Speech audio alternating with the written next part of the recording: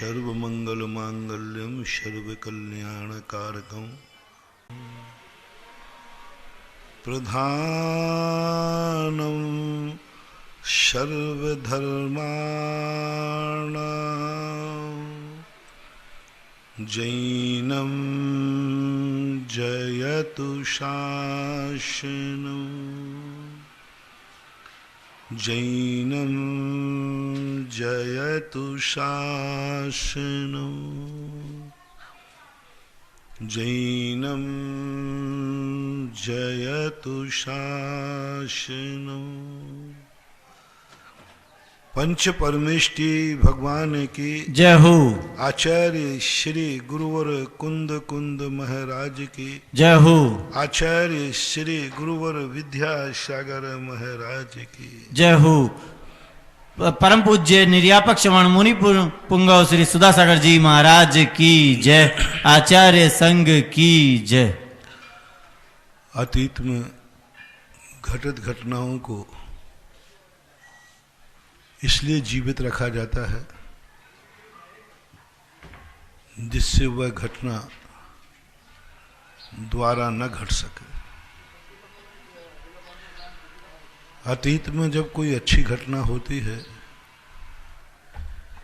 तो इसलिए सुरक्षित रखा जाता है कि वह घटना बार बार घटित हो। अतीत में कोई बुरे कार्य करते हैं उनको शास्त्रों में सुरक्षित किया गया। पुण्यात्माओं को सुरक्षित करना तो बात बनती है, हालांकि वो भी कोई बात बड़ी विचारनीय है। जब भी अपन पुराण पुरथों को पढ़ते हैं, पुराणों को पढ़ते हैं, उसमें दो ही घटनाएं मिलती हैं।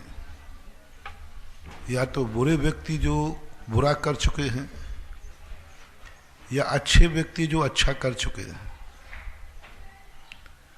जो हो चुका उसको याद क्यों, चाहे अच्छा हुआ हो या बुरा हुआ।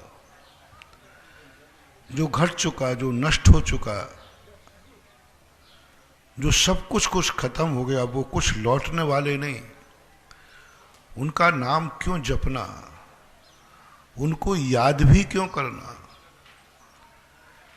शुरुआत में मैं सोचा करता था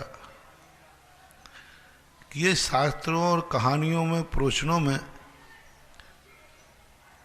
अतीत के पापियों की बातें क्यों सुनाते। एक पापी हुआ था, एक मांसाहारी हुआ था, एक व्यसनी हुआ था, एक रावण हुआ था। इन पापियों को इतना सुरक्षित क्यों किया गया।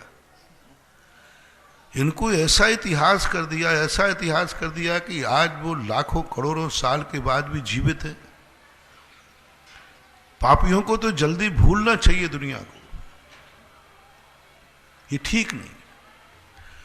और जो बड़े बड़े अच्छे कार्य जिन्होंने किए हैं, भगवान जैसे महान आदमी, इनकी जयकार बोलने से क्या फायदा है।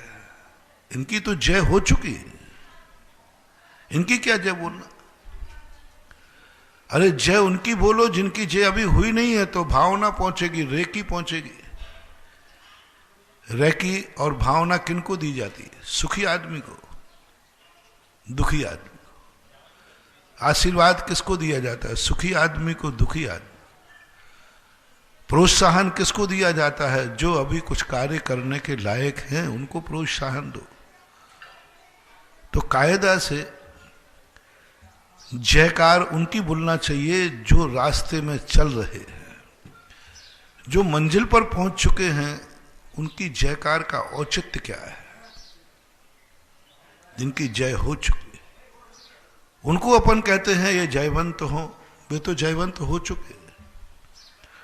उनको अपन मंगलमय हो, मंगल हो, ये सब चीजें क्यों। आज का सुधारवादी,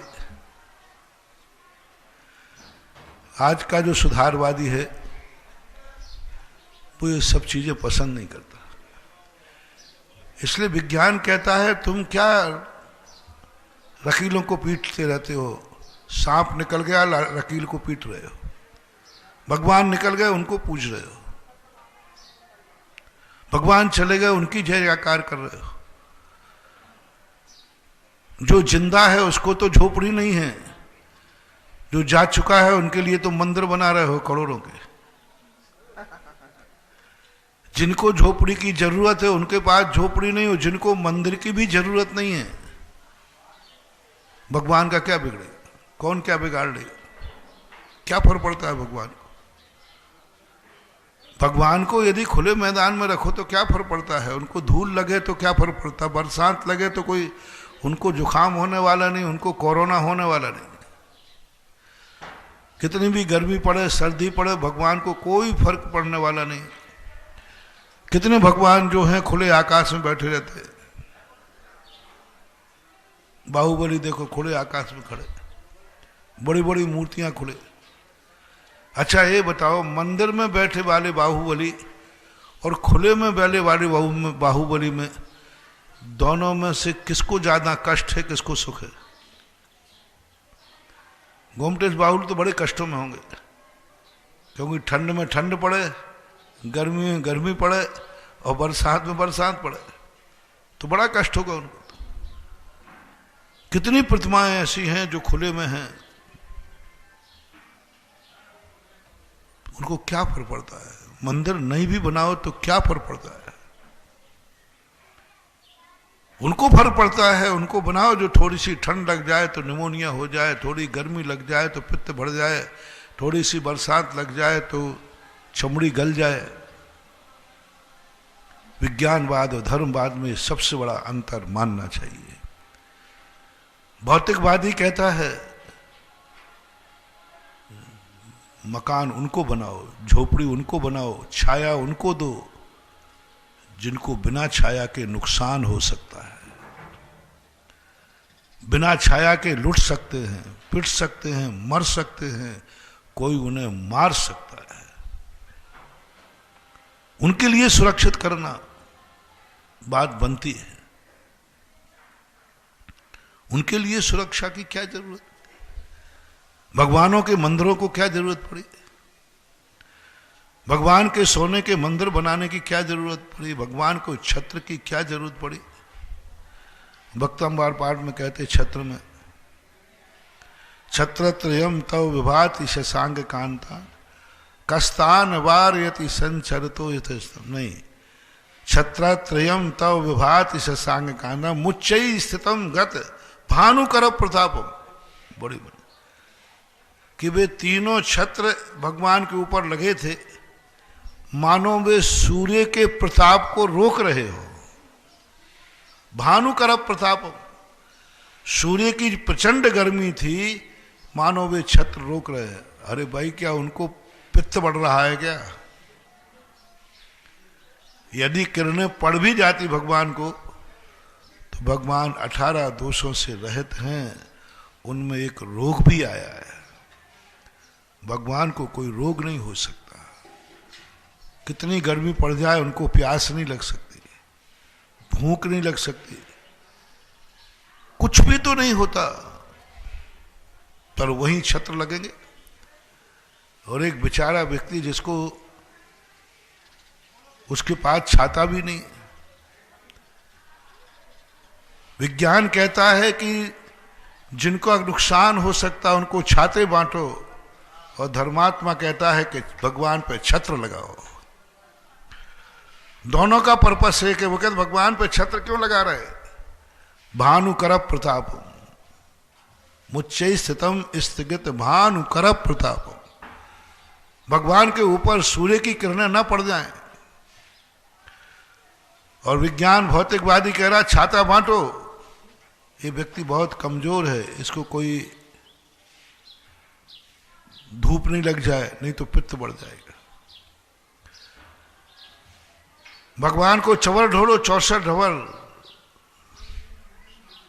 सिंहासन दो, कोई औचित्य समझ में नहीं आया। सोने का समोषण क्या फर्क पड़ता था? अरे समोषण रचने की भी क्या जरूरत थी? भगवान तो आकाश में स्थिर हो जाते हैं, ना उनको सोने के सिंहासन की जरूरत है, वो तो बैठते भी नहीं। गजब। जो बैठना चाह रहा है उसके पास टूटी कुर्सी नहीं है, और जो बैठता नहीं है उनको सिंहासन रत्नों का, सिंहासने मणिमयूख शिखा विचित्र।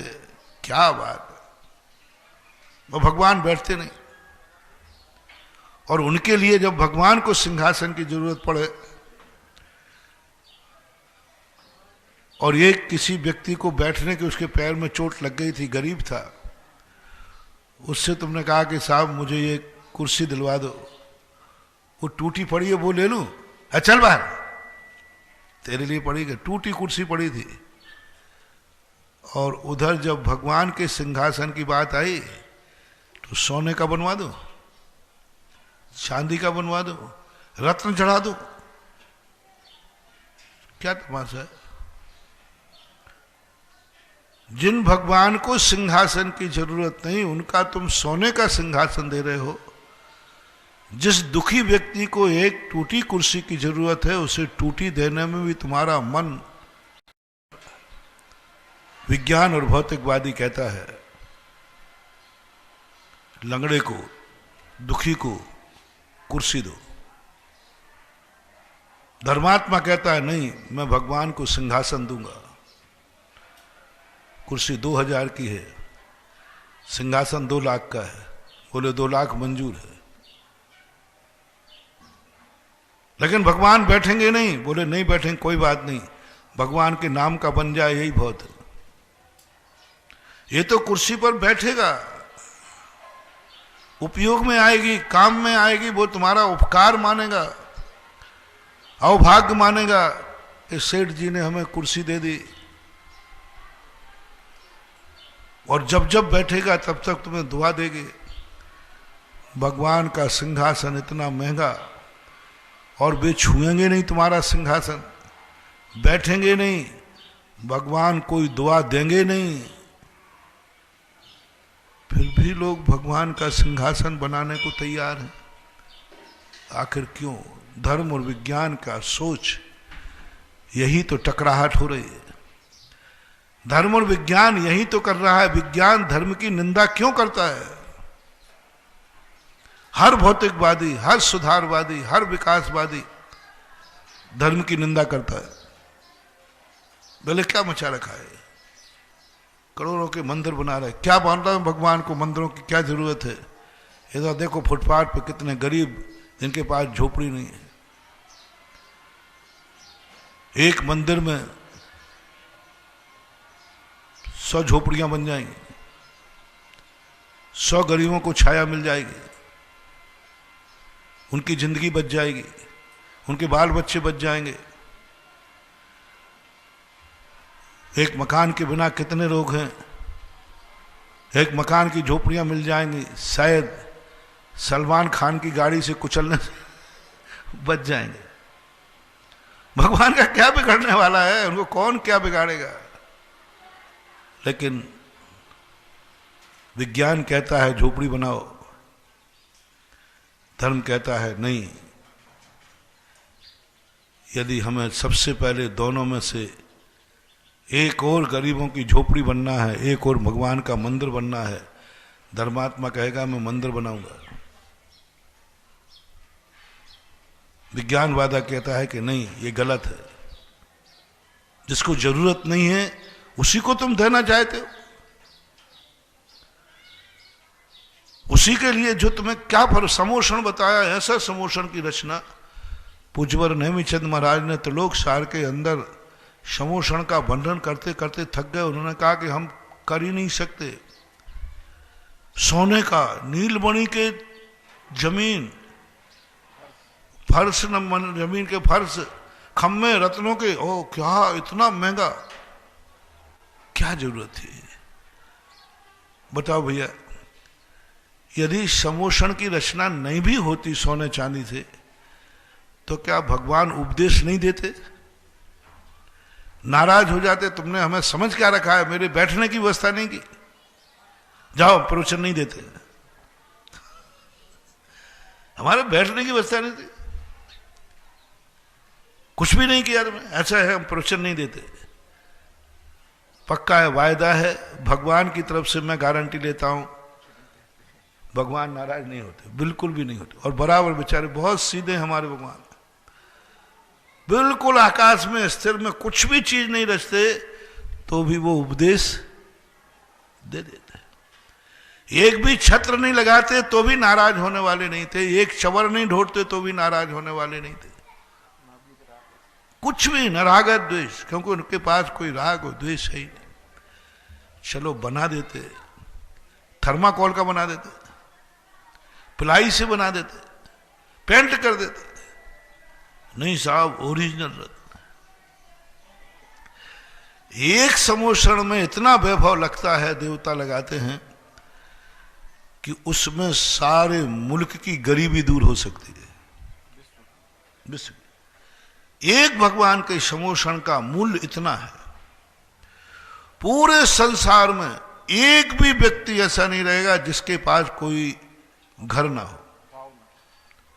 यदि समोषण का पैसा, समोषण का मूल्यांकन, समोषण में जो खर्चे जाते, अरे उसी में सारे विश्व की समस्या का समाधान हो जाएगा। एक गरीब नहीं रहेगा, एक बिना मकान के नहीं रहेगा। गजब। लेकिन सारी दुनिया गरीब की गरीब मर रही है और भगवान के समोषण की रचना हो रही है। स्वर्णमयी कुबेर कर रहा है, एक मुट्ठी भर दाने को नहीं दे रहा है भिखारी को, और भगवान के पास रत्नों का थाल जा रहा है। क्या बात है महानुभाव। रास्ते में एक भिखारी बैठा, उसको ये 2 चावल देने में, एक मुट्ठी चावल देने में भी तुम्हारा मन सकुचित होता है। और भगवान के चरणों में जाकर के गजमोती चढ़ेंगे, भगवान के चरणों में जाकर के विधान में थाल के भर भर के चढ़ाएगा। विज्ञान कहता गलत है। और सबसे बड़ी चीज, भगवान इतना खा लेता हो तो भी ठीक है, खाता भी नहीं है। जो भगवान को एक दाने की जरूरत नहीं, क्षुधा से रहित हैं, क्षुधा वेदना से रहित हैं, उनके चरणों में द्रव्य पर द्रव्य चढ़ रहे, कौंटलों से चावल चढ़ रहे। और एक भिखारी 2 रोटियों के लिए, एक मुट्ठी भर चावल के लिए कहता है मुझे तो उसका 10वां हिस्सा दे दो, तो भी कोई नहीं दे रहा है। वहां देने को तैयार, देने को तैयार। भगवान को कुछ भी जरूरत नहीं, कलश ढाल रहे। एक व्यक्ति, एक देश ऐसा है जहां पीने को पानी नहीं है, पीने को पानी नहीं है, गंदा पानी पी रहे, पेपरों में आता है। और एक और वो है कि जहां भगवान के ऊपर कलशों पे कलशा ढल रहे, 1008 कलश, एक एक कलश। जनता दुनिया में पानी के लिए मर रही है, देवता वहां पानी भेज दे। एक कलश में कितना पानी का वेस्टेज देखो। शास्त्रों के अनुसार उठाया जाए तो एक कलश कितना गहरा है? 8 योजन गहराई वाले, 4 योजन चौड़ाई वाले, 1 योजन मुख के कलश ढरे शिशुनाग। 8 योजन गहरा है। कितना हो गया? 96 किलोमीटर गहरा, 48 किलोमीटर चौड़ा, और 1 योजन यानी 12 किलोमीटर का मुख था। ऐसा एक कलश था। अब एक कलश ऐसा भगवान के ऊपर, ऐसे कितने कलश? भाखड़ा नंगल बांध 96 किलोमीटर में है क्या? भाखड़ा नंगल बांध की गहराई कितनी है? 96 किलोमीटर गहराई हो ही नहीं सकती। चौड़ाई, लंबाई चौड़ाई 48 किलोमीटर, चलो फिर भी मान लें, गहराई तो 96 किलोमीटर नहीं हो सकती। समुद्र की भी 96 किलोमीटर नहीं होगी। इतनी गहराई वाला एक कलश, और ऐसे कितने कलश ढले? 1008 कलश। पानी का वेस्टेज कितना है? और फिर भी भगवान को कोई फर्क पड़ रहा। सबसे बड़ी चीज हो कि चलो भाई भगवान को ठंडक मिल गई, भगवान फ्रेश हो गए, भगवान को अच्छा लगा। भगवान कहते मुझे तो कोई फर्क पड़ने वाला है नहीं, नहावे तो कोई फर्क नहीं है और नहावे तो भी कोई फर्क नहीं। वो कभी गंदे होते नहीं, कभी उनके मन में कोई ठंडे गर्म का महसूस नहीं। ये सब चीजें विज्ञान कहता है, भौतिकवादी कहता है ये गलत है। इधर लोग एक एक लोटे पानी को तरस रहे हैं, उधर इतने बड़े कलश ढल रहे हैं। चलो भाई ढालने के बाद जैनियों की तो और बड़ी, जैन धर्म की तो और बड़ी विचित्रता है, बड़ी आलोचना करेंगे विज्ञान लोग। वैष्णव लोग तो फिर भी चलो भगवान के ऊपर जल ढाला तो वो कम से कम कोई तो पी लेता है, वो क्या बोलते हैं, चरणामृत, चरणामृत। अब जैनियों की तो बड़ी हाल है, इतने कलश धरे हैं और वो गंधोदक आप पी नहीं सकते, उससे आप नहा नहीं सकते, वो सिरो धारण करते। फिर भी सौधर्मेंद्र छायक सम्यक दृष्टि विवेकमान उन गरीब को एक लोटा पानी देने को तैयार नहीं है और भगवान पर 1008 कलश ढालने को तैयार है। सौधर्मेंद्र अवधज्ञानी है, वो जानता है कि कितने लोग, कितने दुनिया में लोग हैं जहां पानी की कमी है। वो उनकी फिक्र किए बिना क्षीर सागर के जल ला करके उन गरीब बस्तियों में, उन सूखे मरुस्थलों में नदी बहा दे, एक लोटा लड़का दे। 96 किलोमीटर गहरा लंबा पूरा मरुभूमि, पूरा रेगिस्तान जलाजल हो जाएगा, एक लोटा उसको लौटाना। लेकिन आज तक किसी सौधर्मेंद्र ने इधर दृष्टि नहीं की, जान रहा है। और भगवान की बारी आई तो 1008 कलश लेकर के खड़ा हो गया। ये सब क्या है? धर्म की स्थितियां जब अपन इस पर विचार करते हैं तो ऊपर से सब स्थितियां विचित्र दिखती है, चिंतन करते हैं तब पता चलता है कि उनकी जयकार क्यों बोली जा रही है। जो सफल हो चुके हैं उनको प्रोत्साहन क्यों दिया जा रहा है? यही सफलता का रहस्य है, यही सफलता का रहस्य है।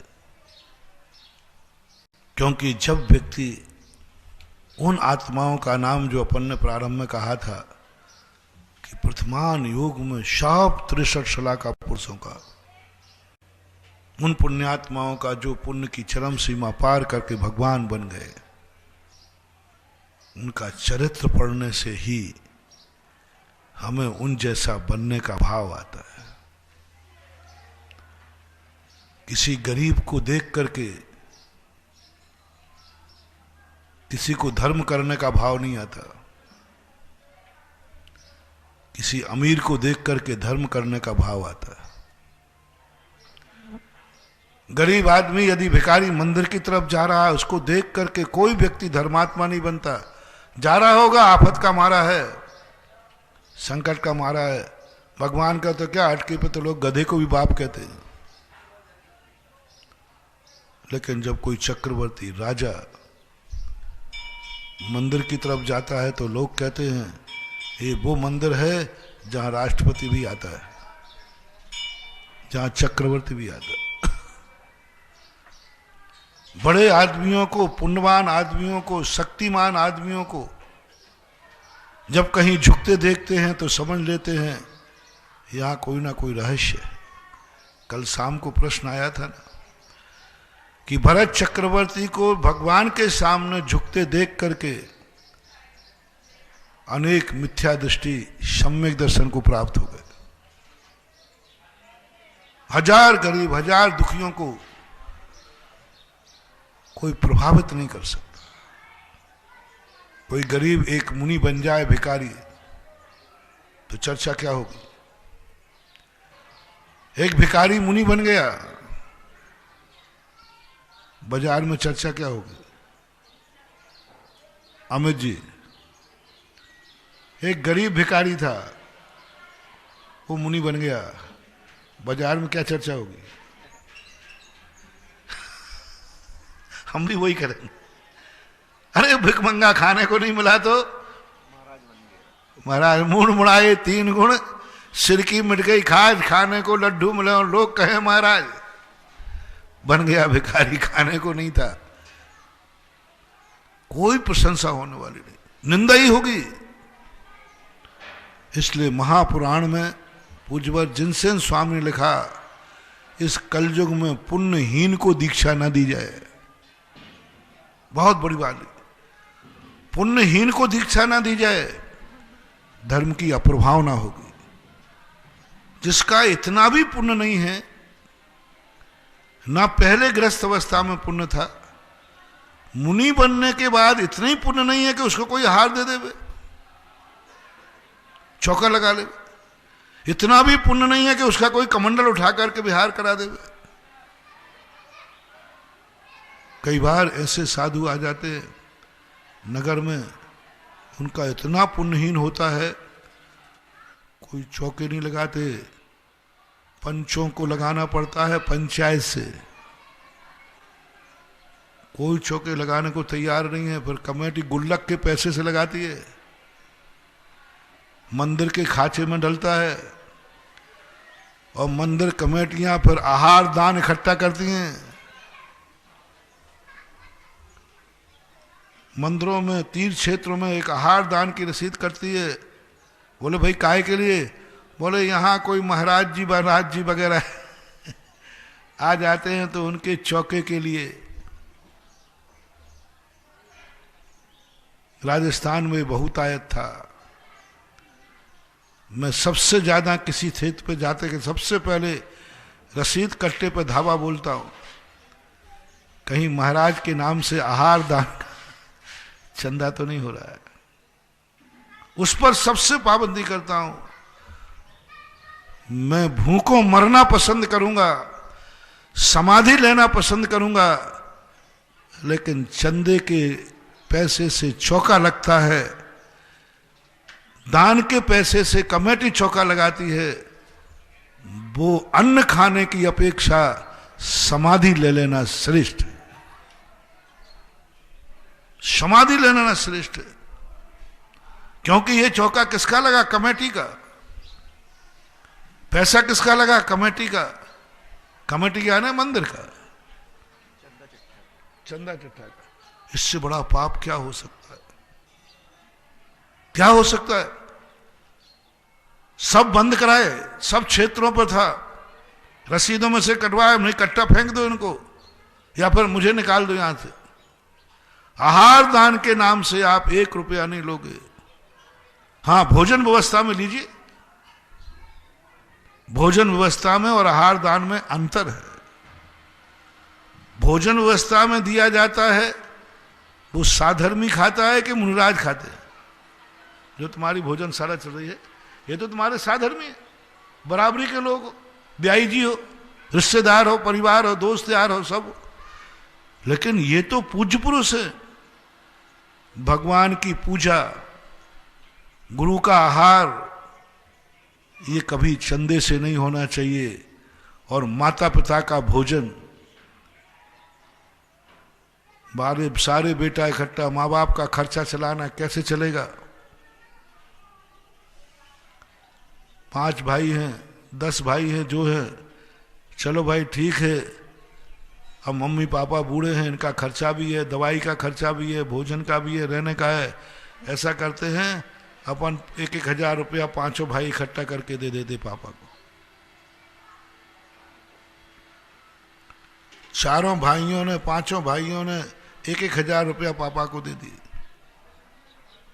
दवाई के खर्चे। ये चंदा हो गया।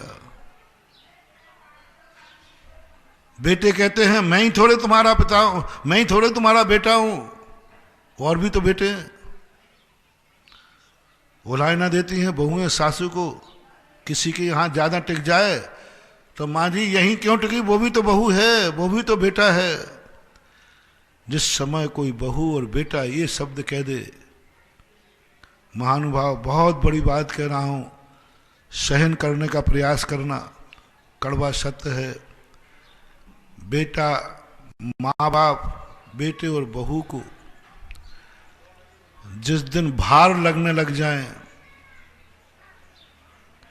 जिस दिन ये लगने लग जाए कि मेरे यहाँ क्यों सारा खर्चा मैं ही क्यों उठाऊं, दूसरा भी भाई है, समझ लेना अब तुम्हारे बुरे दिन आना निश्चित है। अब तुम्हारा डाउनफॉल आना निश्चित है। जब तक पुण्य है कर लो, ऐसे कर्मों का उदय आएगा कि भगवान गुरु कोई भी तुझे डाउनफॉल से नहीं रोक पाएंगे। भार लगने लगा, बारी बनती है, 1 महीने हमारे यहां रहना, 1 महीने वहां रहना। कई बार तो जो जिंदगी में कभी अलग नहीं हुए, बाप किसी के यहां रहता है और मां किसी के यहां रहती है, जो जिंदगी में कभी अलग नहीं हुए, इतना प्रेम उनमें था, लेकिन बुढ़ापे में बेटों ने कहा कि नहीं, हम दोनों का खर्चा नहीं उठा पाएंगे, एक उस भाई के पास, एक इस भाई के पास। इससे बड़ा दुर्भाग्य, इससे बड़ा कलयुग महानुभाव कोई हो नहीं सकता। होड़ लग रही कि मेरी बाप थोड़ी है, मेरी मां थोड़ी है, मेरी ससुर थोड़ी है, मेरी सासू थोड़ी है। मैं अपने भक्तों से बहुत अच्छी तरह करुणा करके कहना चाहता हूं, मां बाप को यदि तुम्हारे लिए सेवा करने को मौका मिले तो तुम भगवान के पास श्रीफल चढ़ाना कि हे भगवान, मां बाप मेरे पास रहते हैं, मैंने कितना पुण्य किया कि मां बाप का सारा खर्चा मैं उठा रहा हूं। हे भगवान, दूसरे भाई के पास जाने ही मत दो, मैं ही जिंदगी निकालूंगा। 1 लाख बच्चों को पैदा करके उनको पैर पे खड़े करना और एक मां बाप की सेवा करना 1 लाख के बच्चों से भी कई गुनी ज्यादा है।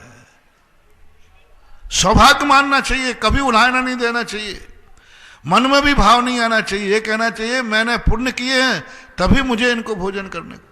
चंदा कर रहे हैं, 1,000 रुपया दे दो पापा के खर्चे के लिए। 4 भाई, 1,000 रुपया दे दो। चंदा होता है पापा मम्मी पापा की दवाई के, और भाइयों के यहां कोई कमी नहीं है। जितना पापा मम्मी का खर्च है ना, उतना तो छोकरे के खिलौने का खर्च है। बच्चों के लिए छोकरे के खिलौने का खर्च है। छोकरे के शौक हैं, कपड़े का, साइकिल का, घूमने का। इतना शौक तो बच्चे चॉकलेट में गुजार देते हैं। एक व्यक्ति अपने बच्चों के चॉकलेट और बिस्कुट में जितना खर्च करता है, उतना खर्च माँ बाप का है। माँ बाप के ज्यादा खर्च नहीं होते। एक बेटे के चॉकलेट खर्च के लिए क्या आप चंदा करते हैं? क्या 4 भाइयों से आप इकट्ठा करते हैं कि बच्चों का खर्च? वो तो सब अपने अपने हैं। बच्चे के चॉकलेट के लिए 50 रुपया है, 100 रुपया है। बच्चा कहीं घूमने जाए तो लाखों रुपया दे दे, फीस दे रहा है, कपड़े दे रहा है, एक से एक। और माँ बाप के जब खर्चे की बात आई तब 1,000 रुपया चंदा कर रहे हो भाई मिलकर के। कौन सा युग आ गया? किसी के यहां कोई मर जाए, बाप मर जाए, तो पहले तो यही कहते हैं कि मम्मी पिताजी मर गए, अब कितना पैसा बचा है पापा का, वही लगा दो ना 13वें में। बाप की कमाई से ही बाप का ही 13वां कर देते हैं।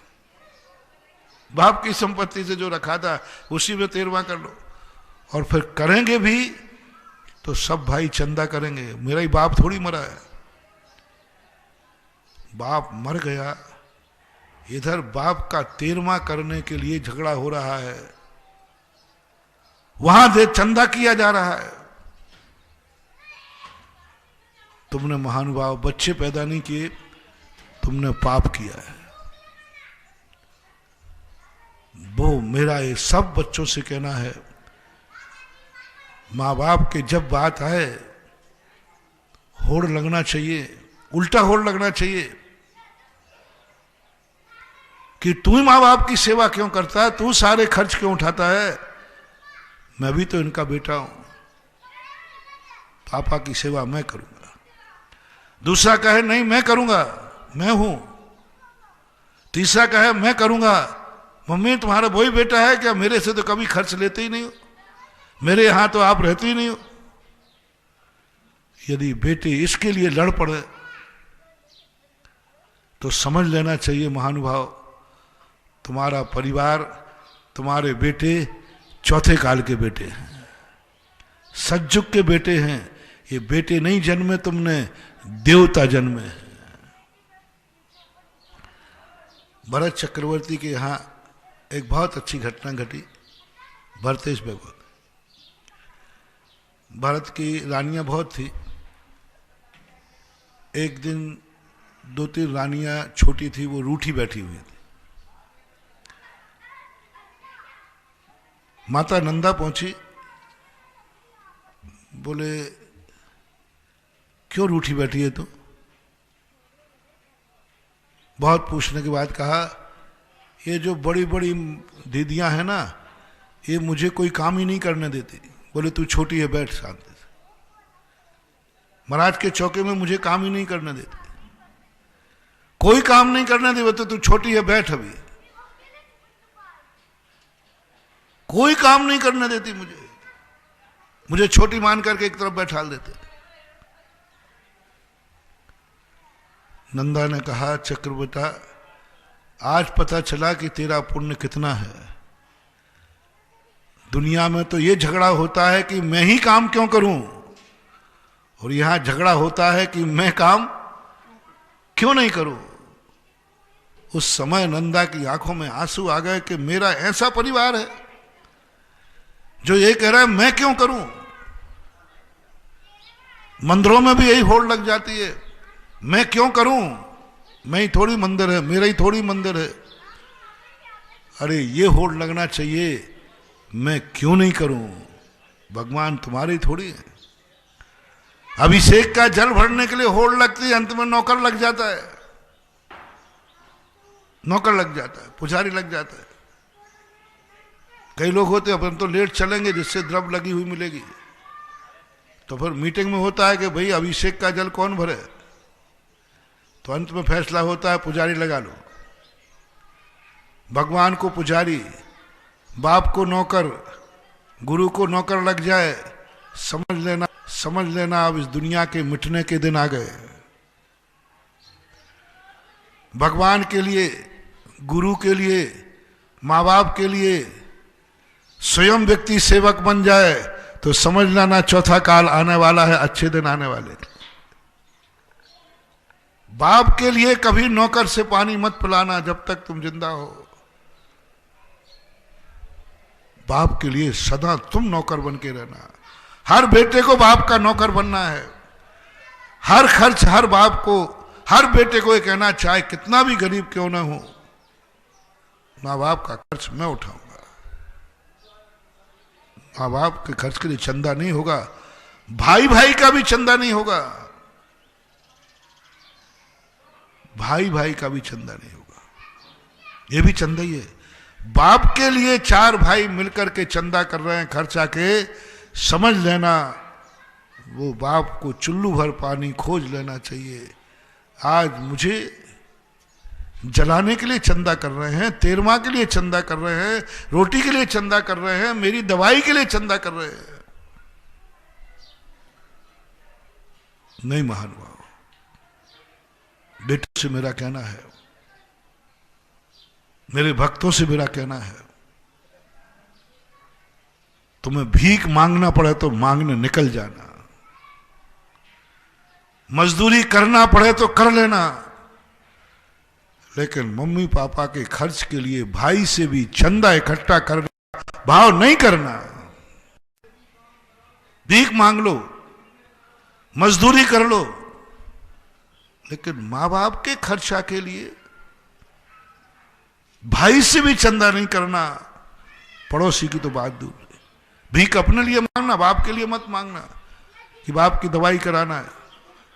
नहीं, मैं निकम्मा हूं, मैं कर्महीन हूं, मुझे भीख चाहिए, मजदूरी चाहिए। वहां मत कहना कि बाप की दवाई के लिए मजदूरी कर रहा हूं, नहीं, मैं कर्महीन हूं, मजदूरी कर रहा हूं अपने लिए। लेकिन चंदा मत मानना, मां बाप को भार मत मानना।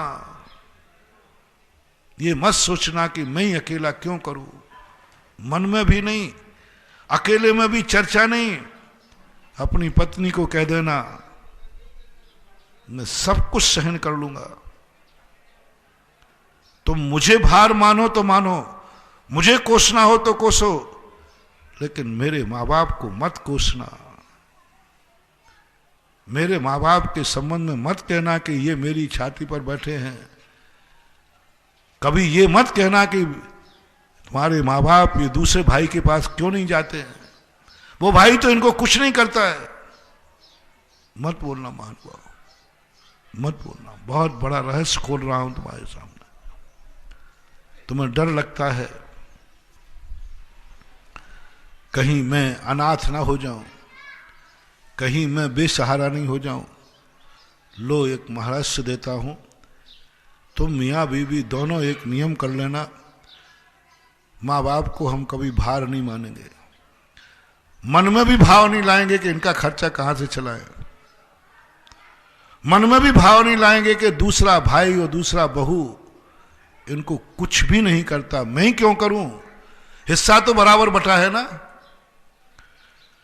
पैदा तो सबको बराबर किया है ना, 9 महीने तो सबको बराबर रखा है ना, सब कुछ ठीक है। लेकिन तुम एक ही बात कहना, हे भगवान, भगवान से भी हो, मेरे से भी आशीर्वाद लेना कि और कुछ आशीर्वाद दो या न दो भगवान, बस मैं अपने माँ बाप का सारा खर्च मैं उठाऊं, उनकी सेवा मैं करूं। दूसरे भाइयों का भाव भी नहीं होता है तो बहुत अच्छा, मुझे खुशी है, कम से कम उतना मौका मुझे तो मिल रहा है। जाओ, यदि तुमने ये कर लिया तो कभी तुम अनाथ नहीं होगे, कभी बेघर नहीं होगे, कभी तुम्हारे माँ बाप की अकाल में मौत नहीं होगी, तुम अनाथों के स्थिति में कभी नहीं आओगे। और जो ऐसा करते हैं ये भी कान खोल के सुनो, पुअर वाइज फंड अपने बच्चों को पढ़ाने के लिए छात्रवृत्ति ढूंढते फिरते हो। कैसे लोग हैं? बच्चों के लिए बच्चे पैदा हैं लेकिन उनको पढ़ाने को पैसा नहीं है, बच्चे हैं उनको खिलाने को पैसा नहीं है, बच्चे हैं लेकिन कपड़े पहनने के लिए पैसे नहीं है। ये तो पुण्य है कि बच्चे पैदा कर लिए लेकिन उनको पढ़ा नहीं सकते। बच्चा पैदा हो गया, उसकी दवाई नहीं करा सकते, बीमारी हो गई ऐसी, इतना पैसा चाहिए है ही नहीं, बच्चा मर जाता है। भारत में कितने लोग हैं जिनके बच्चे हैं लेकिन बच्चों का खर्च नहीं है उनके पास, सब प्रकार के खर्च नहीं, बहुत सारे लोग हैं। महाराज जी ऐसा क्यों? तो मैं ये पूछना चाहता हूं, ये गरीबी हालत तो तुमने बता दी कि ये गरीब लोग हैं, ये ऐसे ऐसे दुखी हैं। मैं पूछता हूं ऐसे कितने लोग हैं जो वृद्ध अवस्था में अपने माँ बाप के लिए भाई मिलकर के चंदा इकट्ठा करते हैं? इनकी संख्या कितनी है? झूठ मत बोलना। आपके 4 माँ बाप के घर में 4 भाई हैं और पिताजी का खर्चा है, तो चारों भाइयों की आवाज क्या निकल रही? सब थोड़ा थोड़ा इकट्ठा कर लो, चंदा करते हैं बाप की दवाई के लिए, बाप के खर्च के लिए, बाप के 13वें के लिए। ऐसे कितने घर हैं? ऐसे कितने परिवार हैं भारत में जो वृद्ध अवस्था में अनेक बेटे होने पर उनके खर्च के लिए सब भाई मिलके चंदा करते हैं, उनके भोजन की व्यवस्था, उनके कपड़ों की व्यवस्था सब मिलके करना पड़ती है। ऐसे परिवार कितने हैं? प्रकाश, बस आप हिसाब निकाल लेना, जितने ऐसे परिवार निकलेंगे उतने ही ऐसे परिवार निकलेंगे जिनके बेटे तो हैं लेकिन उनका खर्चा का पैसा उनके पास नहीं है। ये वही पाप कर्म का उदय, वही पाप फल रहा है। तुमने बाप के लिए चंदा किया था, तुमने बाप के लिए दवाई के लिए चंदा किया था, अब तुम बेटे के लिए दवाई के लिए चंदा करो। तुमने बाप के लिए कपड़ों के लिए भोजन के लिए, आज तुम अपने बेटों के लिए खाने को नहीं है, जाओ भीख मांग के लाओ बच्चों को। ये सारा का सारा टिट फॉर टैट, ये बीज है। मैं मां बाप की सेवा नहीं करा रहा हूं, मैं तुम्हें वो बाप बनाना चाह रहा हूं कि बच्चे भी तुम्हारे हों और बच्चे के खर्च करने लायक भी तुम्हारी मुट्ठी में 2 पैसा हो। बच्चा तुम्हारी कमाई से पढ़े, बच्चा तुम्हारी कमाई से खावे, बच्चा पापा की छाया में रहे, किसी दूसरे की तरफ छात्रवृत्ति की तरफ न देखना पड़े। बाप बेटे के लिए छात्रवृत्ति के लिए देख रहा है। मेरे पास बहुत सारे ऐसे लोग आते, बेटे को पढ़ाना, मैंने कहा बेटा तुम्हारा है। महाराज जी क्या करूं? तो मैंने शास्त्रों में खोजा कि ऐसा इन्होंने क्या पाप किया। तो इन्होंने पूर्व भाव में अपने बाप के लिए चंदा किया था, भाइयों ने बैठकर, और ये भाव किया था मेरे ही बाप थोड़ी है, वो अशुभ कर्म है। आज तुम बाप बने हो, बेटे के साथ तुम्हें चंदा करना पड़ रहा है। इसलिए कम से कम अपने बेटों का अच्छा बाप बनना चाहते हो तो अपने बाप का अच्छा बेटा बनो। अपने, रिपीट करता हूं, अपने बेटों के अच्छे बाप बनना चाहते हो, अपने बेटों के लिए समर्थ बनना चाहते हो, अपने बेटों के लिए हमेशा उनके खर्चों को, उनकी व्यवस्थाओं को पालना चाहते हो, तो आज से नियम ले लो, मैं अपने बाप का अच्छा बेटा बनूंगा, मैं अपने बाप के लिए चंदा नहीं करूंगा, मैं अपने बाप के लिए कभी भार नहीं मानूंगा, मैं अपने बाप के लिए कभी भी ये नहीं कहूंगा कि तुम्हारा मेरा ही बाप थोड़ी है, तुम्हारा भी तो है, ये बात नहीं करूंगा, बल्कि ये मानूंगा कि पिताजी आपके बेटे भली 4 हों लेकिन मेरा बाप तो एक ही है। बोलो ना बंधु, पिताजी से कह देना। पिताजी कहें बेटा दूसरा बेटा भी है, मुझे उसके यहां भी जाने दो ना। वो बेटा भी कह रहा था पापा आप, मम्मी मेरे यहां तो आप खाने ही नहीं आते, उधर चला जाओ। बेटा थोड़ा सा खर्चा उसको उठाने दे, सारा खर्चा तू उठा रहा। अब देखना उल्टा कह रहे हैं, थोड़ा सा खर्चा उस बेटे को भी उठाने दो, वो भी तो मेरा बेटा है। यदि तुम्हारे मम्मी पापा ऐसा कहें, तुम और दोनों मियाँ बीवी बताना कि तुम्हारे सासू ससुर ने कहा कि हमारा दूसरा बेटा भी है, वो भी मुझे कुछ खर्चा देना चाहता है, वो भी मुझे रोटी खिलाना चाहता है, तो तुम्हें उस समय कैसा लगेगा? जल्दी बोलो। हाँ हाँ मम्मी बहुत बहुत अच्छा, जाइए जाइए, बनाए टली। खुशी हो जाए तुम्हें, खुशी हो जाए तुम्हें, हाँ मम्मी पापा हाँ उसके यहाँ चले जाओ, महीना भर वहां रह के आ जाओ। और तुमने दोनों ने बैठ के कहा चलो 1 महीने की साता तो हुई, कुछ तो खर्च हुआ, ये भी तुम्हारा पाप है। मेरे भक्तों से कहना चाहता हूं, जैसे मम्मी पापा ये कहें कि मैं दूसरे बेटे के पास जाना चाहती हूं, वो भी मेरा बेटा है, तुम्हारी आंख में तुरंत आंसू आना चाहिए। मम्मी पापा कोई कमी हो गई क्या? भक्ति में कमी हो गई क्या? क्या कमी हो गई? तो मम्मी पापा कहेंगे बेटा कोई कमी नहीं हो गई, वो भी तो मेरा बेटा है, वो भी तो चाह रहा है मुझे। तो तुम क्या जवाब देना? मम्मी पापा आपके तो 4 बेटे हैं, लेकिन मेरा बाप तो एक ही है, तुम्हारे बिना मैं कहां जाऊंगा? तुम्हारे पास तो 4 बेटे हैं, मेरे पास मन नहीं लगा उधर चले गई, मेरा मोह को उससे चले गया उसके चले गई, तो 4 दिन 4 बेटों के यहां 4 बार चले जाएगी, 1-1 महीना वहां ले लेगी। लेकिन मेरा क्या होगा, मेरा बाप तो एक ही है। बोलो, एक बाप के 4 बेटे हैं कि नहीं? लेकिन एक बेटे का, तुम्हारे बाप कितने हैं? बोलो ना, एक ही। बाप के 2 बेटे हो सकते हैं कि नहीं? 4 हो सकते हैं कि नहीं? हो सकते हैं 100 हो जाए। नहीं पापा, मेरा बाप तो एक ही है, मेरी मां तो एक ही है। मैं 1 महीने कहां जाऊंगा? 1 महीने मैं किसकी सेवा करूंगा? 1 महीने के लिए, 1 महीने के लिए मैं क्या करूंगा? मेरा तो देवता एक ही है। ये शब्द जब मां बाप सुनेंगे कि मेरे बच्चे इस पर लड़ रहे हैं कि 1 महीने तक मैं बिना मां बाप के क्या करूंगा, आहा, उनकी आत्मा को क्या संतोष, क्या धोई मिलेगी कि मैंने पाप नहीं किया बच्चों को जन्म देकर।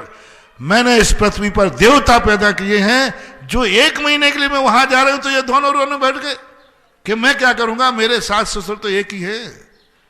तुम्हारी बहुएं 4 हो सकती हैं लेकिन मेरी सासू तो एक ही है, मैं नहीं जाने दूंगा। मैंने जब वानप्रस्थ आश्रम खोला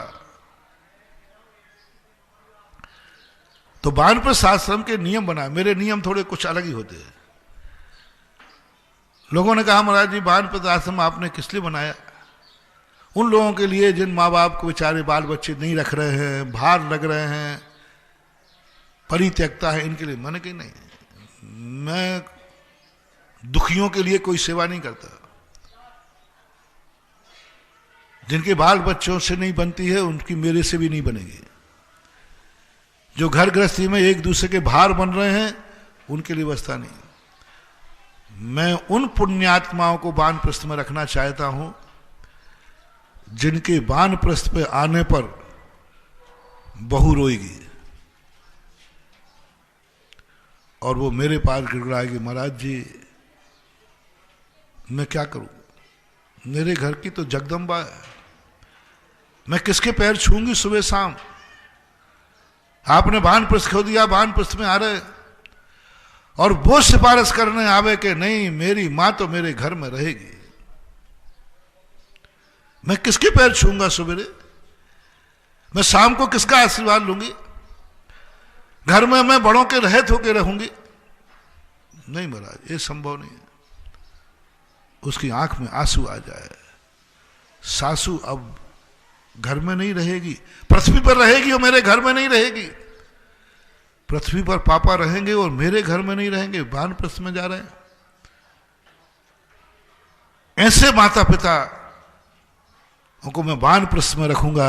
ये है पुण्यात्मा, ये है धर्मात्मा, ये हैं इतने कि जिनकी बहू सिफारिश कर रही सासू घर में रहे। और ऐसे लोगों को मैं नहीं रखूंगा जो बहू का, महाराज जी वानप्रस्थ में मेरे सास ससुर को रख लो ना,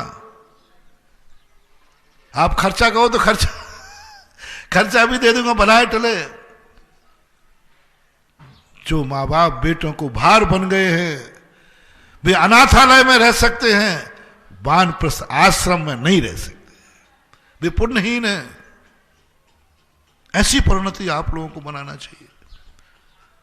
भार मत मानना बंधु, कितनी भी परिस्थितियां हो, एक ही मानना, मेरा बाप तो एक है, मेरी मां तो एक है, मेरा ससुर एक है, मेरी सासू एक है। मैं कहां जाऊंगा? सासू से जवाब मांगो, आप तो दूसरी बहू के पास चले जाओगी,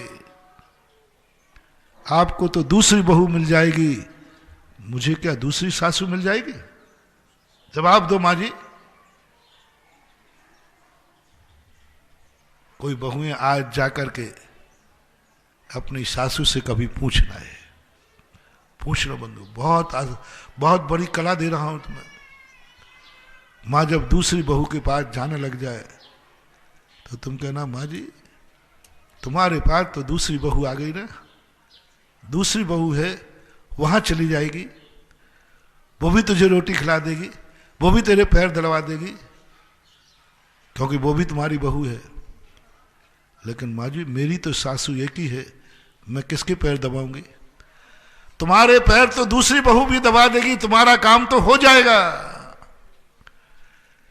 लेकिन मेरी दूसरी सासू कौन है जिसके मैं पैर दबा दूंगी, जिसके पैर में छू लूंगी? इसका जवाब चाहिए मां जी। मैं किसके पास जाऊंगी? सुबह उठूंगी तो पैर किसके छूंगी? आपकी तो वो बहू छू लेगी, आपके पैर में दर्द होगा तो वो बहू दबा देगी, लेकिन मैं किसके पैर दबाऊंगी? मेरी सासू तो एक ही है। मैं किसके पैर छूंगी सुबह उठ करके? इसका जवाब दो, फिर जाओ। इसका जवाब दो जब जा सकती हो आप। मेरा नियम है कि सुबह उठकर सासू के पैर छूंगी, शाम को पैर छूंगी, सासू को खिला के भोजन करूंगी। सासू मेरी देवी है, माता है। मेरा इंतजाम कर जाओ, फिर जाओ। मेरा इंतजाम कर जाओ, दूसरी सासू का इंतजाम कर जाओ, हो ही नहीं सकता। बोलो, ऐसी बहू यदि सासू से ये प्रश्न करेगी तो बोलो सासू को कैसा लगेगा? दुआओं पर दुआ, रैकी एनर्जी जो उसके रोम रोम से फूटेगी। आज कितना बड़ा प्रश्न कर दिया। बेटा ये कहे, बेटा अपने बाप को कहना, जब बाप दूसरे भाई के पास जाने की बात करे कि मुझे कुछ दिन के लिए वहां जाना है, वो भी मेरा बेटा है, तो यही जवाब तुम कहना, पापा आपका तो दूसरा बेटा है, आपको रोटी वो खिला देगा, आपके पैर वो दबा देगा, आपका खर्चा वो दे देगा, आपके पैर वो छू लेगा, लेकिन मेरा बाप तो एक ही है। मेरा क्या होगा? मैं सुबह उठ करके किसके पैर छूंगा? मैं जो कमाई करूंगा वो क्या सब मैं अपने लिए और भेलों बच्चों के लिए कमा रहा हूं क्या? मैंने अभी पिछले साल प्रवचन दिया था, जैनी कभी अज्ञानी और मूर्ख और पशु कमाते हैं पेट के लिए। बहुत बड़ा प्रवचन दिया था, सारा दुनिया हिल गई थी उसमें। तुम लोगों की एक आदत है, कोई पूछता है क्या कर रहे हो भाई? ये पापी पेट के लिए कमा रहा हूं। मुझे बहुत गुस्सा आता है, तुमने पेट को पापी क्यों कहा?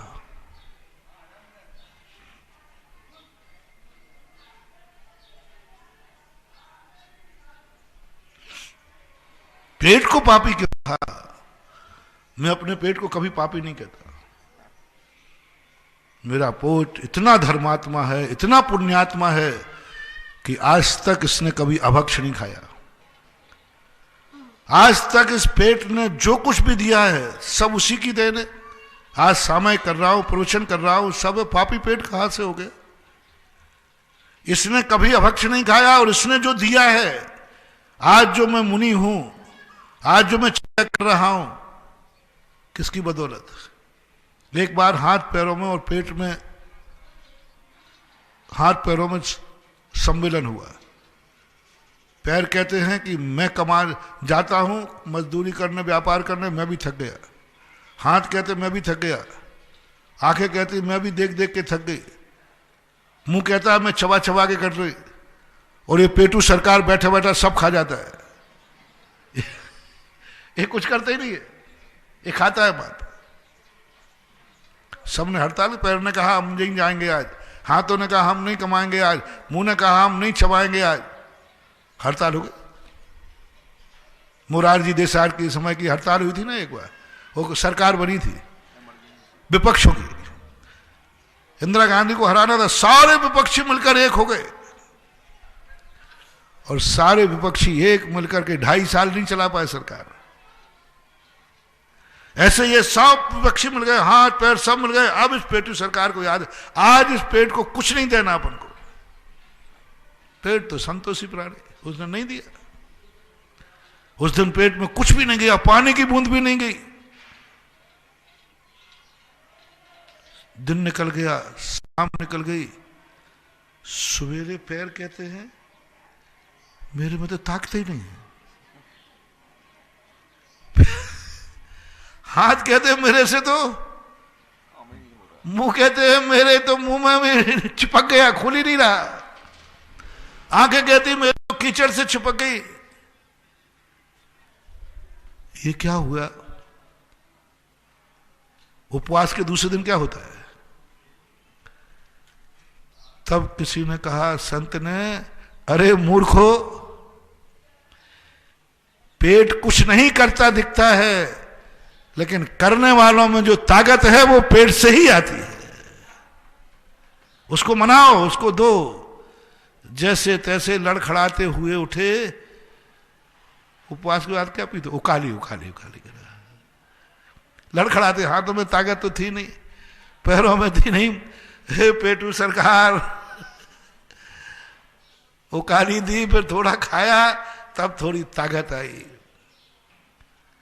ऐसे महानुभाव, इसको पापी पेट मत कहो,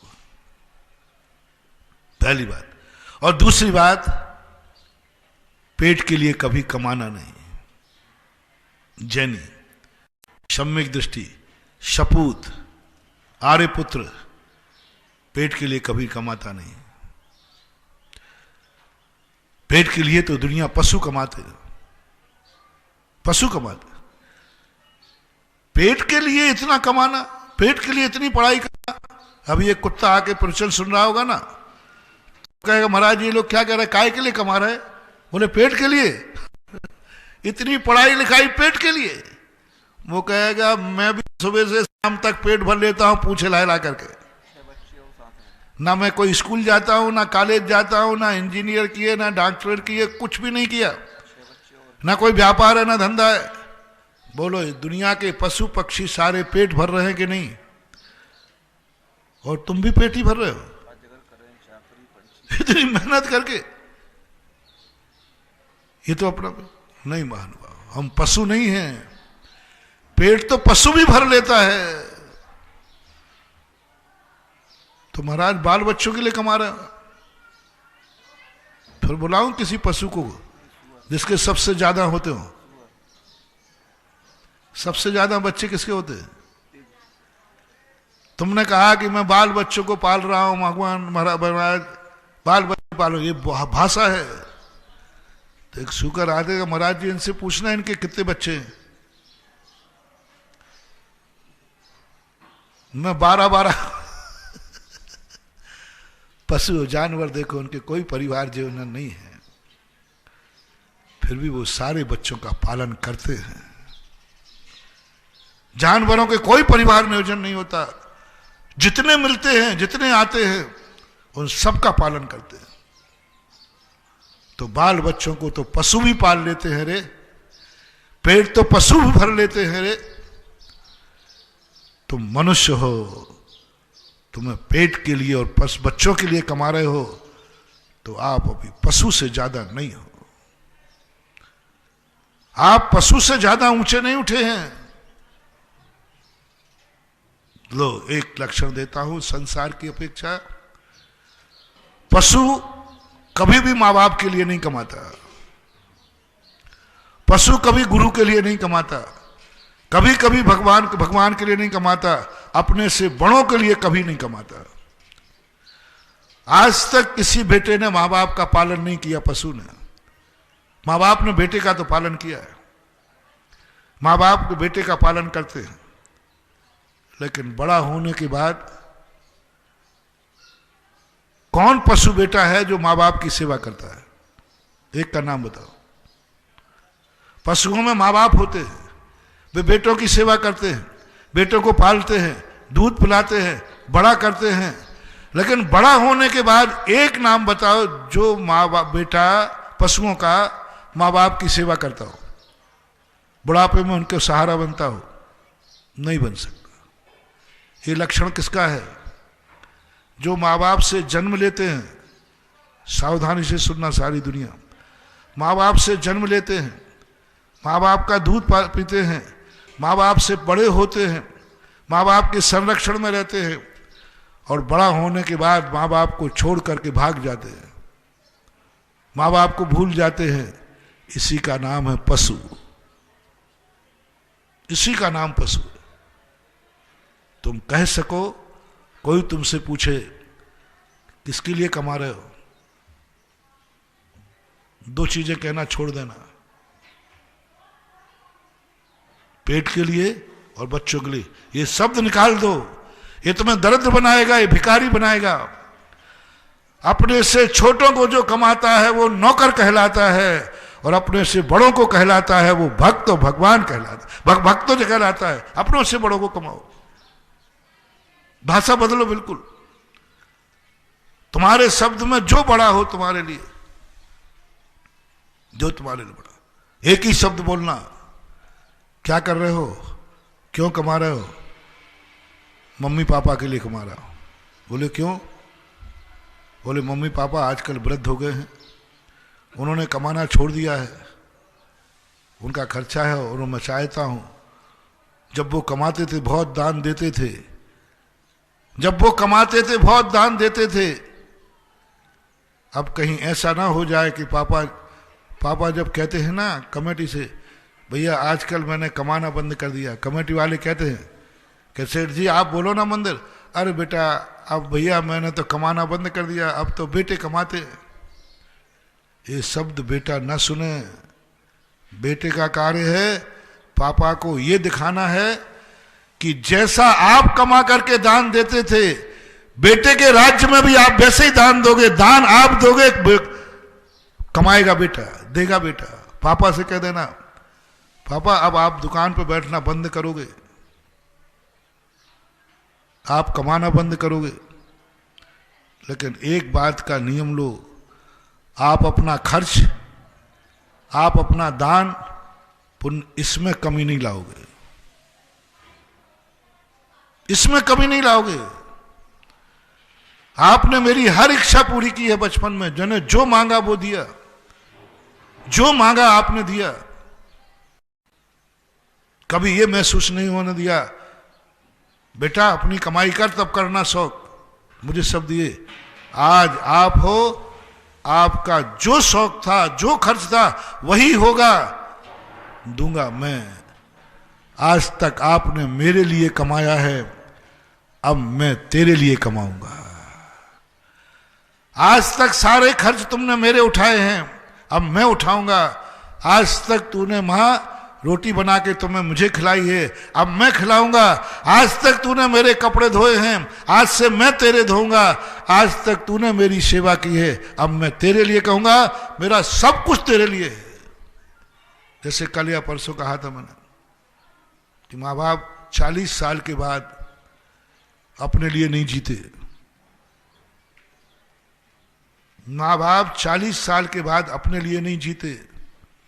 मेरे पास गवाह है, और उदाहरण पूछा था, जो 40 साल से ऊपर के हो गए उनका बच्चा बड़ा हो गया, और मैं कहूं मेरे पास एक आशीर्वाद है, या तो बच्चा सुखी हो सकता है, या पिताजी आप, दो में से एक का निर्णय करो किसको आशीर्वाद दूं। आप 40 साल के, आपका बेटा जो भी 20 साल का है मान लीजिए, और दोनों में से एक आशीर्वाद मिलना है,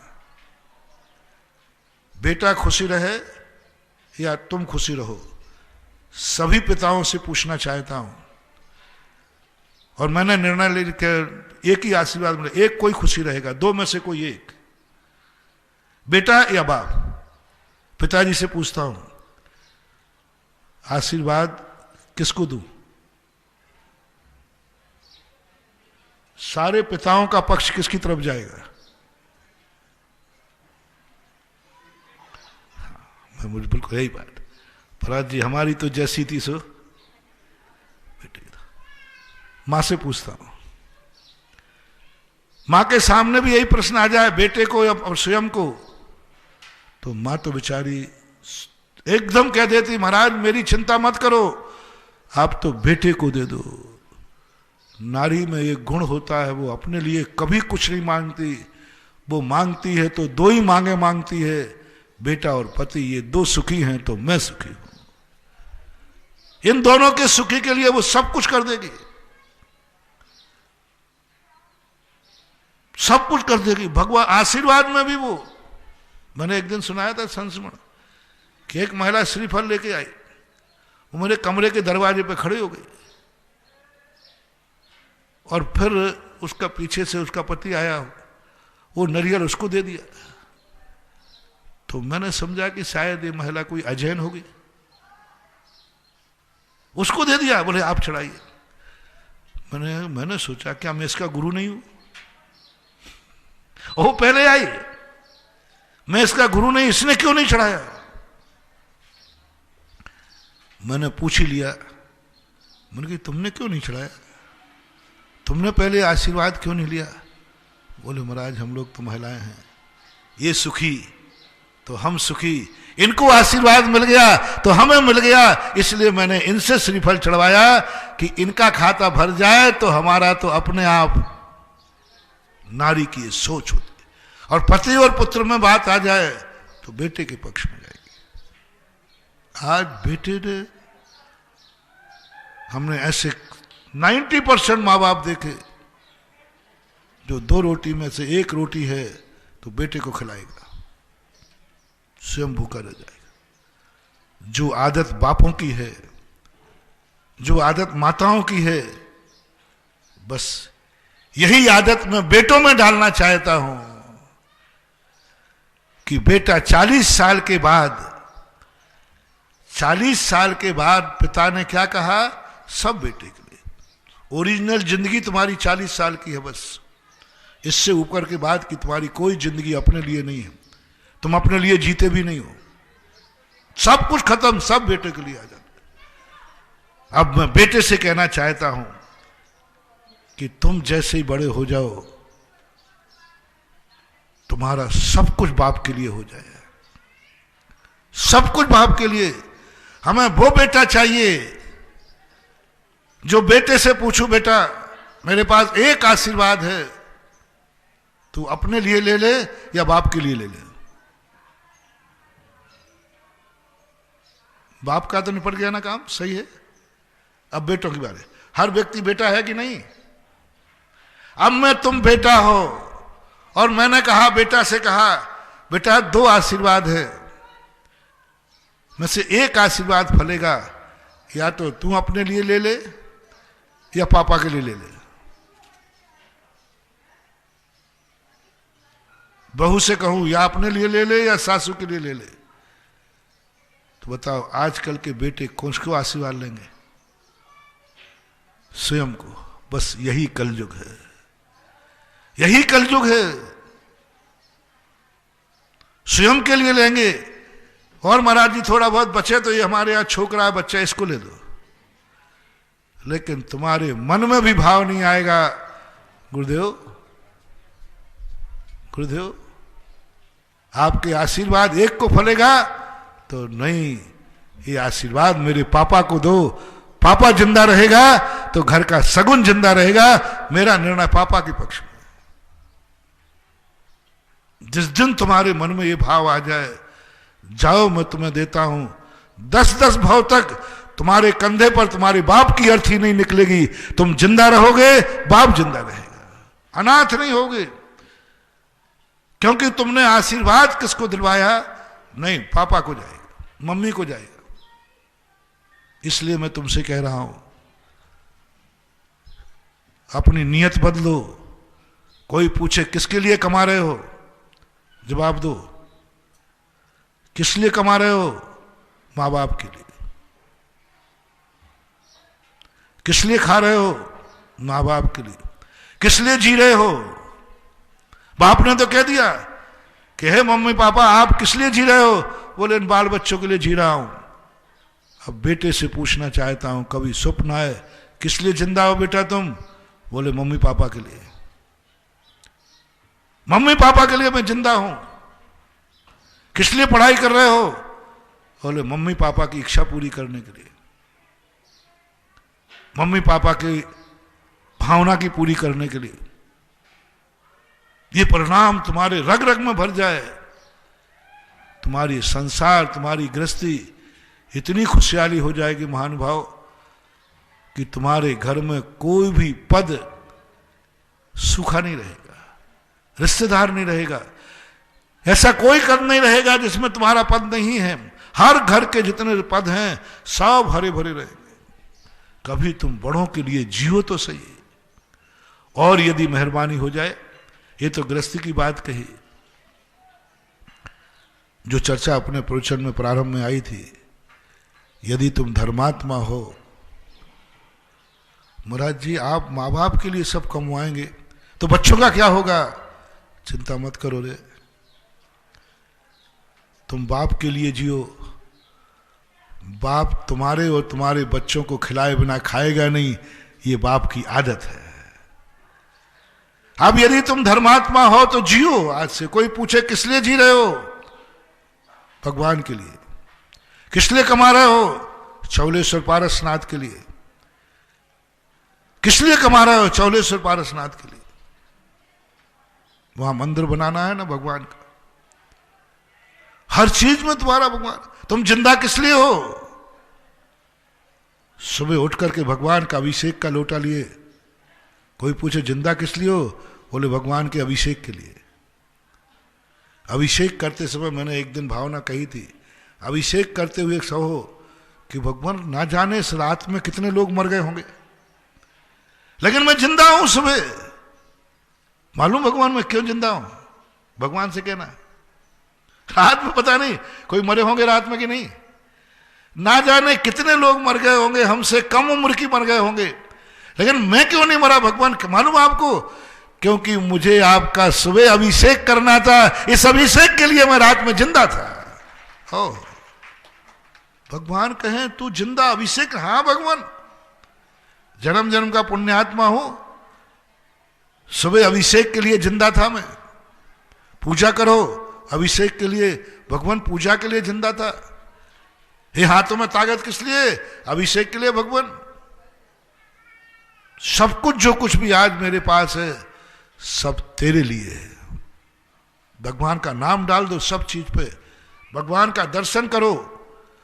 मालूम भगवान कितने लोग अंधे हो गए? आज मेरी आंख में ज्योति है, किस लिए मालूम? तेरा दर्शन की लकीर लिखा के आया हूं। मेरे आंखों में जो ज्योति है वो इसलिए है कि तेरा दर्शन की लकीर मेरे हाथ में है। मेरी किस्मत में लिखा है कि तू बिना भगवान के दर्शन किए बिना नहीं रहेगा, इसलिए मेरी आंखों में ज्योति है। कर दो स्थापित। महाराज सब भगवान के नाम कर देंगे तो मेरा परिवार का क्या होगा?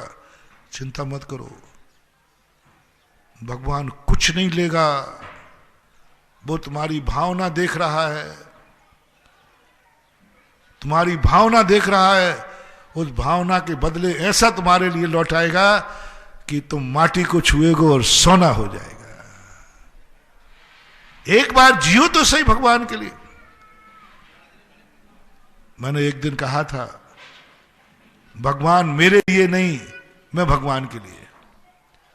माता पिता मेरे लिए नहीं, मैं माता पिता के लिए। गुरु मेरे लिए नहीं, मैं गुरु के लिए। हनुमान का उदाहरण दिया था, याद होगा। हनुमान जी ने एक ही संकल्प किया, भगवान राम मेरे लिए नहीं, मैं भगवान के लिए।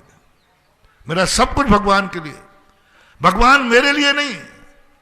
और आप लोग क्या कहते हो? भगवान मेरे लिए, माँ बाप मेरे लिए। जितने बड़े हैं सब तुमने नौकर बना रखा है, ये सब मेरे काम आए। नहीं, अपन भगवान के भक्त हैं, अपन को भावना भाना है, हे भगवान मेरे पास जो कुछ है सब कुछ तेरे काम आवे, तेरे लिए आवे। कह दो माँ बाप के लिए, जो मैं कमाता हूं सब आपके लिए कमाता हूं। आप मंदिर क्यों नहीं बना रहे हो? पापा बेटा आजकल मैंने कमाना कर दिया, बंद कर दिया। तो पापा मैं क्या कोई पराया हूं? मैं काहे के लिए कमा रहा हूं? आपके लिए कमा रहा हूं, और आप कमाइए मंदिर के लिए। मैं आपको कमा रहा हूं और आप जाइए चौलेश्वर में आशीर्वाद लीजिए। इतना सा सोच तुम्हारा आ जाए बंधु, दोनों हाथ में लड्डू हो जाएं। समय आपका हो रहा है, बस एक ही बात को आज सोचे। आप दुकान शुरू करते हैं, उसमें संसार की मांगे करते हैं, करें, मुझे उससे कोई ऐतराज नहीं है, हालांकि नहीं करना चाहिए। तुम्हें हमेशा एक ही करना है कि हम जो कमाए वो पूज्य पुरुषों के काम आवे। लेकिन फिर भी एक बात अंत में कहकर के खत्म करता हूं। आप करते हैं, धंधा करते, फैक्ट्री करते, सब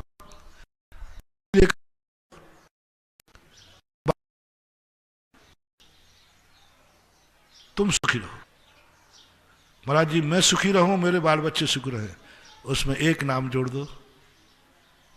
ज्यादा गड़बड़ नहीं करूंगा, एक नाम जोड़ दो। ये तो तुम कहते हो किस लिए व्यापार कर महाराज, मैं सुखी रहूं, बाल बच्चे सुखी रहो, बस एक नाम जोड़ दो। ये धंधा किस लिए कर रहे हो, मम्मी पापा को सुख दे सकूं, वो सुखी रहो, एक नाम। तुम अपना नाम जोड़ रहे हो, बच्चों का तो तुम जोड़ रहे हो, एक मेरी तरफ से जोड़ दो। ये सब कुछ किस लिए कर रहे हो, माँ बाप सुखी रहे, माँ बाप के लिए कर रहा हो, इनको कुछ दे सकूं सुख, इन्होंने हमें सुख दिया। एक हम भी तुम्हारे कोई हैं कि नहीं, बोल दो। नहीं हो तो कोई बात नहीं, हम जबरदस्ती संबंध नहीं जोड़ते। पारसनाथ बाबा तुम्हारा कोई है कि नहीं, नहीं हो तो कह दो महाराज हमारा से कोई संबंध है। तो आप जब भी धंधा करो, आप धंधा करते समय भावना भाते हैं कि हमारा एक मकान हो जाए, हमारे एक घोड़ा गाड़ी हो जाए, हमारे बच्चों का ठाठ से अच्छे से शादी ब्याह हो जाए, ये 3-4 तमन्नाएं होती। वे मांगे आप सब करते हैं, रखते हैं, बस जब भी कोई नागल करे, जब भी कोई किसी कार्य को व्यापार करे, जब भी कोई नौकरी की शुरुआत करे, बस एक बात मेरे तरफ से जोड़ देना। तुम्हारा जोड़ना, मेरा मकान हो जाए, मैं उसको कटाऊंगा नहीं, कटाना मेरा स्वभाव भी नहीं। एक नाम मेरे से जुड़ जाओ कि हे भगवान धंधा कर रहा हूं, इसमें मेरा एक मकान बन जाए, क्योंकि मेरे पास मकान नहीं है। और नीचे लिख, सबसे नीचे लिख देना, भगवान इस धंधे से इतनी इनकम हो जाए कि कभी मैं तेरा मंदिर भी बना सकूं। जबरदस्ती नहीं ले रहा हूं, भाव नहीं कह रहा हूं, बनाया नहीं है मंदिर।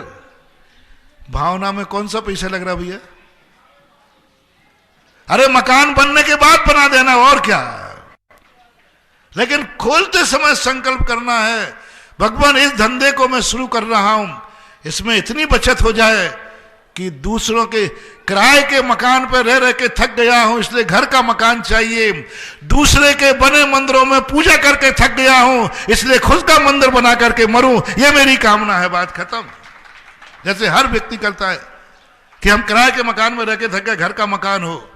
ऐसा कभी मंदिर में के गाया मन में कि किसी ने मूर्ति बैठा ली होगी, किसी ने मंदिर बनाया होगा। हे भगवान, कभी ऐसा जिंदगी में आएगा?